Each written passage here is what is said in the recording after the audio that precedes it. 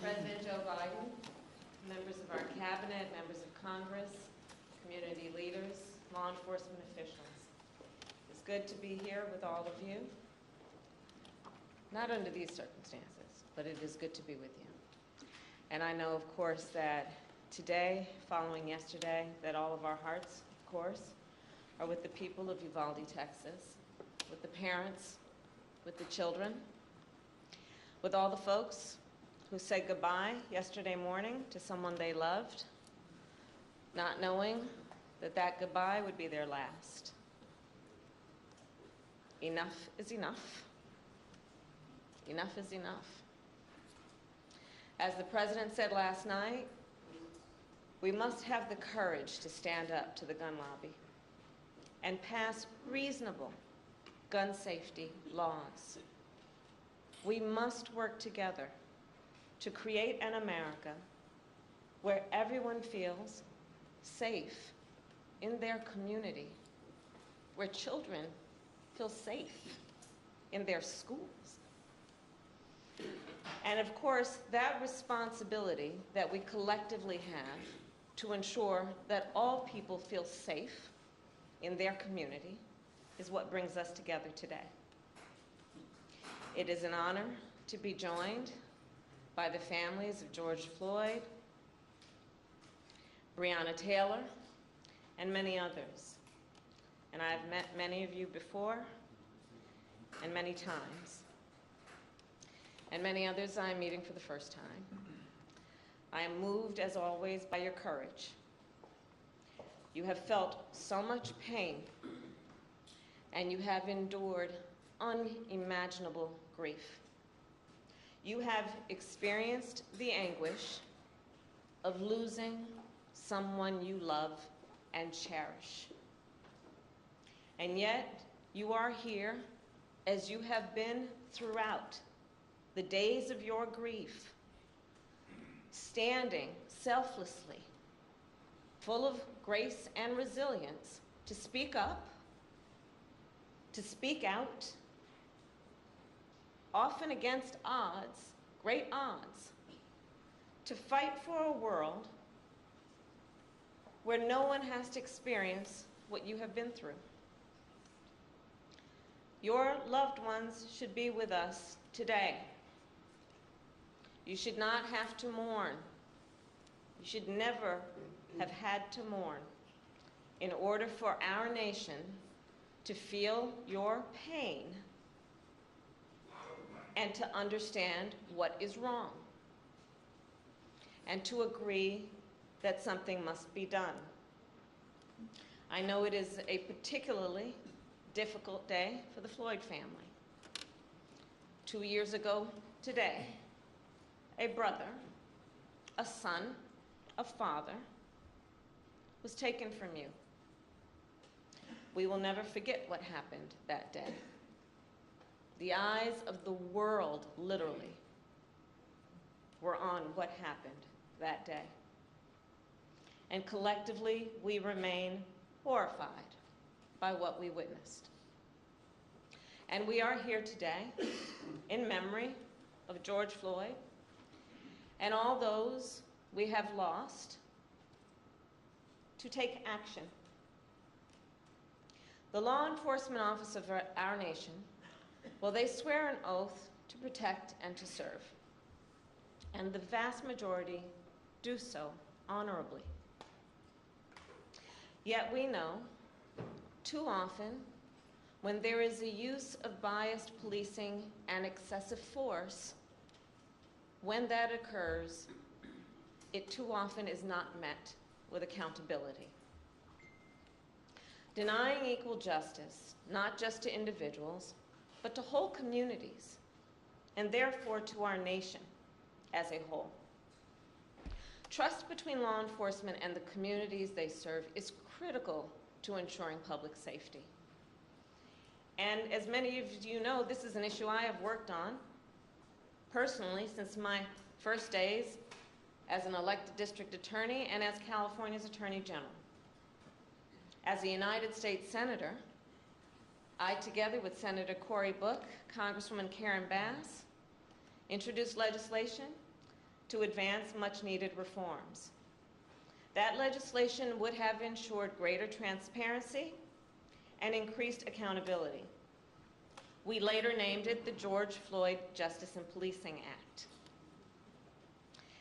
And it was passed because of the strength of the leadership in the House of Representatives through the House of Representatives. However, last fall, Senate Republicans rejected the George Floyd Justice and Policing Act. They walked away from their moral obligation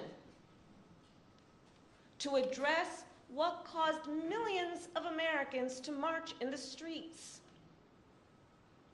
The critical need that a coalition of Americans were demanding, were pleading for in terms of reform and accountability. At the time, President Joe Biden and I, and all of us here, we made clear, and we vowed that we would explore every action available to us at the executive level to advance the cause of justice in our nation. In a moment, our president will sign an executive order that takes dozens of important actions to advance effective, accountable policing, to strengthen trust between law enforcement and the communities they serve, and to help us fight crime and promote public safety. This order will help protect our communities, and it will help keep members of law enforcement safe on the job. These actions are a result of input and collaboration from a broad set of partners, many of whom are here today, civil rights leaders, members of Congress, in particular members of the Congressional Black Caucus, and I see Madam Chair here with us today, leading law enforcement groups, and of course the families of the victims. We know this executive order will not take away your pain,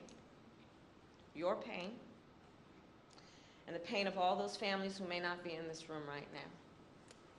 We also know this executive order is no substitute for legislation, nor does it accomplish everything we know must be done. But it is a necessary and long overdue critical step forward.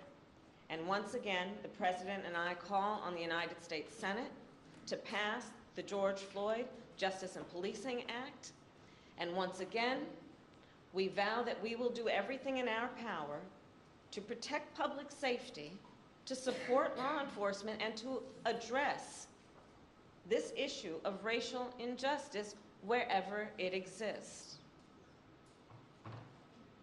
And with that, it is now my great honor to introduce a man who, when he ran for president, was clear in his purpose, which was to bring our nation together, who fights every day to make sure all our communities are safe and that the rights of all people are protected. The President of the United States, Joe Biden.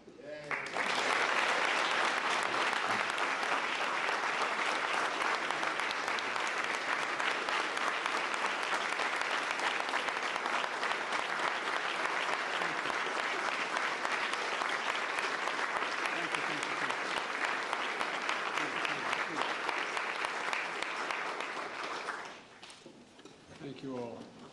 Vice President Harris, before we begin, let me say a few words about what happened in Uvalde, Texas, elementary school. Since I spoke last night, the confirmed death toll has tragically climbed, including another teacher and three more students. Jill and I will be traveling to Texas in the coming days to meet with the families and let them know we have a sense, just a sense of their pain, and hopefully bring some little comfort to the community in shock, in grief, and in trauma. As a nation, I think we all must be there for them, everyone. And we must ask, when in God's name will we do what needs to be done to, if not completely stop, fundamentally change the amount of the carnage that goes on in this country? To state the obvious, and Corey and a lot of other people here, I'm sick and tired. I'm just sick and tired of what's going on and continues to go on. I spent my career as chairman of the Judiciary Committee and as vice president working for common sense gun reforms. As I said, as a senator and a vice president. While they clearly will not prevent every tragedy, we know certain ones will have significant impact and have no negative impact on the Second Amendment. Second Amendment is not absolute. When it was passed, you couldn't own a cannon. You couldn't own certain kinds of weapons. It's just always been limitations. But guess what? These actions we've taken before, they saved lives. And they can do it again. The idea that an 18-year-old can walk into a store and buy weapons of war designed and marketed to kill is, I think, just wrong. It just violates common sense. Even the manufacturer, the inventor of that weapon, thought that as well. You know, where's the backbone? Where's the courage to stand up to a very powerful lobby? But here's one modest step.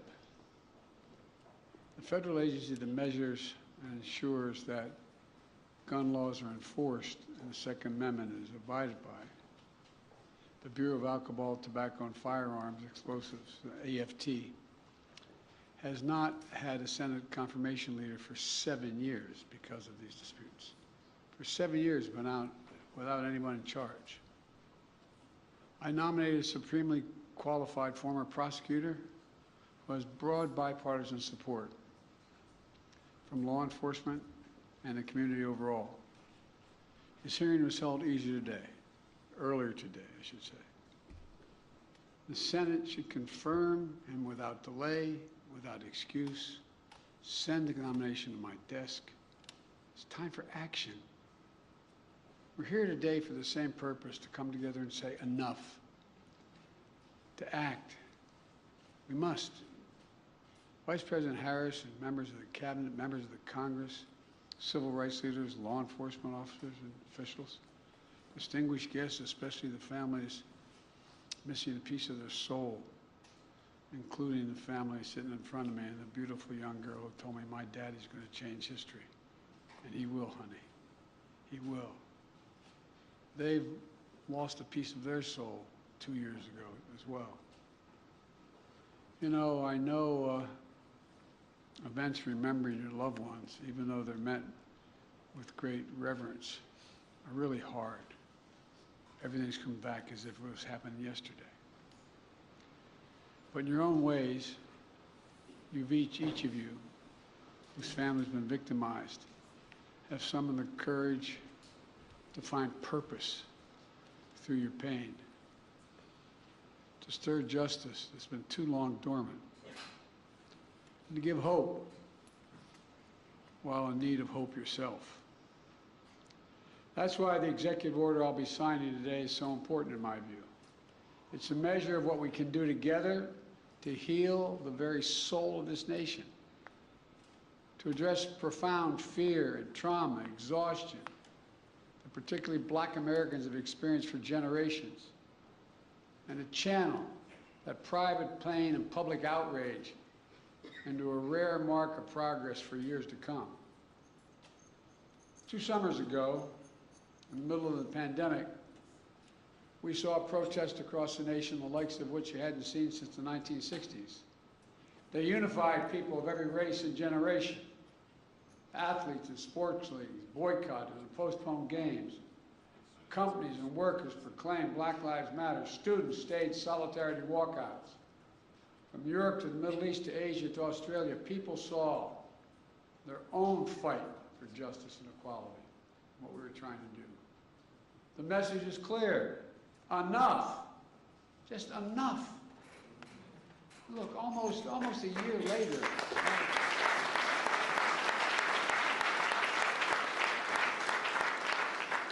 Almost a year later, a jury in Minnesota stepped up and they found a police officer guilty of murdering George Floyd, with officers and even a police chief taking the stand to testify against misconduct of their colleagues. I don't know any good cop who likes a bad cop. But for many people, including many families here, such accountability is all too rare. That's why I promised as president I would do everything in my power to enact meaningful police reform that is real and lasting. That's why I called on Congress to pass the George Floyd Justice and Policing Act. The Senate's in my desk. So I'm asked why I haven't done this executive order earlier. If I'd done it, I was worried it would undercut the effort to get the law passed. This is a call to action based on a basic truth. Public trust, as any cop will tell you, is the foundation of public safety. If they're not trusted, the population doesn't contribute, doesn't cooperate. Two sides of the same coin, inextricably linked. And the principles of fairness and equal justice are at the core of each of them. For the wheels of justice are propelled by the confidence that people have in their system of justice. Without that confidence, crimes will go unreported. Witness fear to come forward. Cases go unsolved. Victims suffer in isolation while perpetrators remain free. And ironically, police are put in greater danger. Justice goes undelivered. Without public trust, law enforcement can't do its job of serving and protecting all of our communities. But as we've seen all too often, public trust is frayed and broken, and that undermines public safety. For the families here today and across the country who've had to ask, why this nation? Why so many black Americans wake up knowing they could lose their life in the course of just living their lives today? Simply jogging, shopping, sleeping at home. Whether they made headlines or not, lost souls gone too soon. Members of Congress, including many here today, like Senator Cory Booker and Congressman Karen Bass, alongside members of the Congressional Black Caucus, House and Senate Judiciary Committees, spent countless hours on the George Floyd Justice and Policing Act to find a better answer to that question. I sincerely thank you all for your tireless efforts, but they're not over.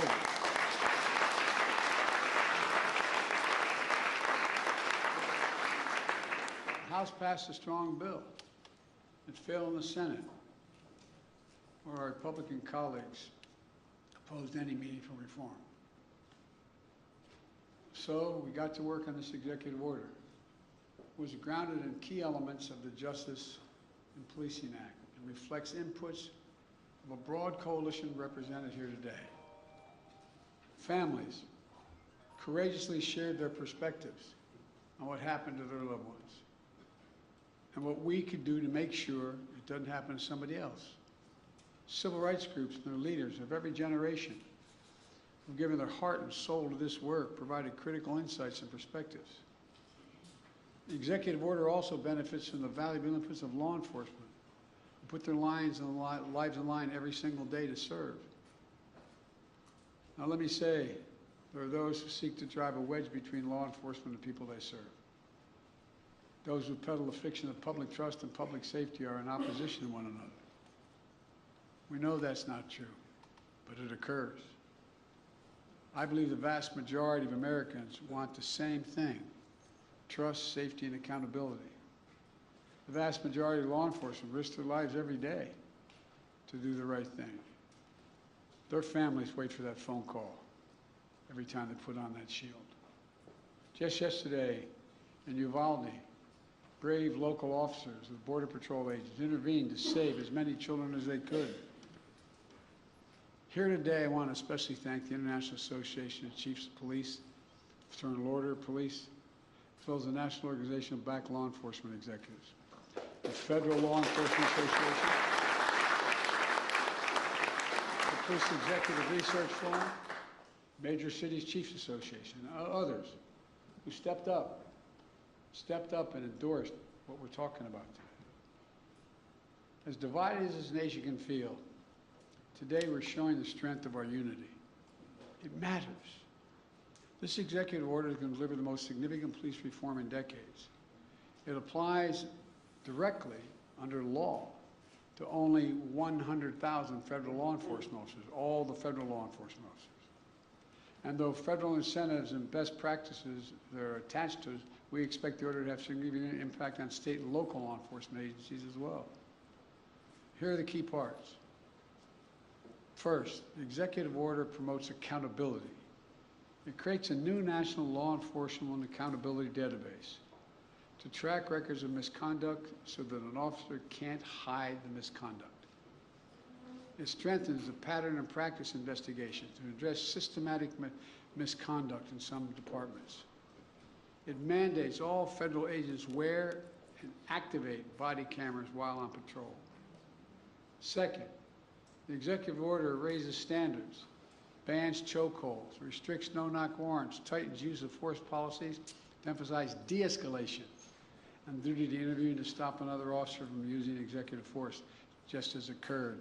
It didn't occur, but people testified it didn't occur in George Floyd's case. And third, the executive order modernizes policing. It calls for a fresh approach to recruit, train, promote, and retrain law enforcement that's tied to advancing public safety and public trust. Right now, we don't systematically collect data, for instance, on instances of police use of force. This executive order is going to improve that data collection. There's a lot more as well. The bottom line of the executive order includes reforms that have long been talked about or are finally implemented at a federal level. And it comes at a critical time. By building trust, we can strengthen public safety, and we can more effectively fight crime in our communities. And we can do one more thing. We can show what's possible when we work together. Look, I know progress can be slow and frustrating. And there's a concern that the reckoning on race inspired 2 years ago is beginning to fade. But acting today, we're showing that our dear friend, the late John Lewis, Congressman, wrote in his final words after his final march for justice in July of 2020. He said, "Democracy is not a state, it is an act. Democracy is not a state, it's an act, an affirmative act." Today we're acting. We're showing that speaking out matters, being engaged matters, and that the work of our time, healing the soul of this nation, is ongoing and unfinished and requires all of us never to give up, always to keep the faith. I close with this. Over 2 years now, for over 2 years, we've gotten to know one another and pray with one another, not figuratively, literally. I promise the Floyd family, among others, George's name is not just going to be a hashtag. Your daddy's name is going to be known for a long time. But as a nation, we're going to ensure his legacy and the legacy of so many others remembered today. It's not about their death, but what we do in their memory that matters. The purpose. In just a few moments, I'm going to deliver on that promise when I sign the executive order. And Kamala and I will continue, along with our friends in Congress, to get meaningful police reform legislation to my desk as best we can, as quickly as we can, beyond what we're doing here, affecting states as well, directly. On this day, we're showing the America we know we're a great nation, because the vast majority of us are good people. And there's nothing beyond our capacity, nothing, when we act together as the United States of America. This is a start, a new start. May God bless you all. May God protect our forces. And I'm going to go sign that executive order. Thank you.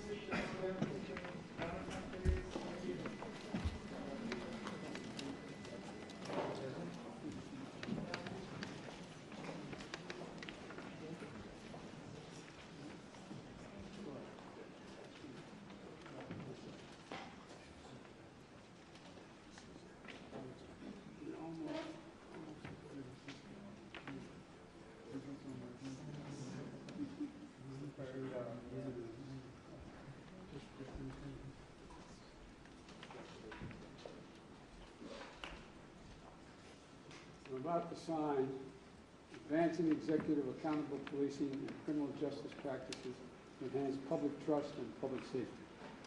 And since I only have one pen, you're all going to get a copy of this. I don't have to do one stroke at a time with each pen.